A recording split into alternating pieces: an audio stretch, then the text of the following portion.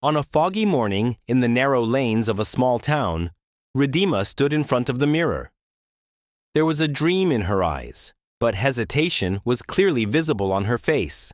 She was slightly overweight, and the world had made that her entire identity. At school, children mocked her by calling her fatty. People in the neighborhood laughed at her instead of smiling, and relatives often taunted, "What will happen to her?" But despite all this, there was a fire burning inside Ridima's heart, a dream of singing, of standing on a stage and winning the world with her voice. One day, she gathered the courage to visit a music institute in the city. Her heart was pounding, her hands were trembling, but her hope was still alive. As soon as she introduced herself, the instructor sitting there looked her up and down and said with a slight laugh, "A stage doesn't just need a voice. It needs personality too. Look at yourself before dreaming."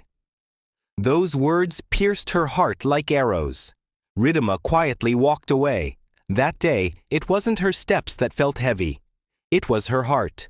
A few months later, it was her brother's wedding. The house was filled with lights, music, and celebration.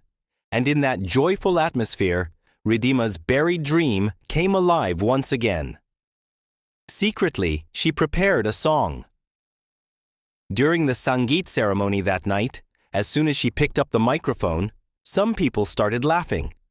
"She's going to sing." But Ridima closed her eyes and began. The first note, then the second, and slowly the entire hall fell silent. There was pain and truth in her voice, something that touched everyone's hearts. But suddenly, her sister-in-law snatched the microphone away and said in front of everyone, "Please don't ruin the mood. This isn't a comedy show." The very next moment, the entire hall burst into laughter. At that moment, Ridima shattered from within. Without saying a single word, she quietly walked away.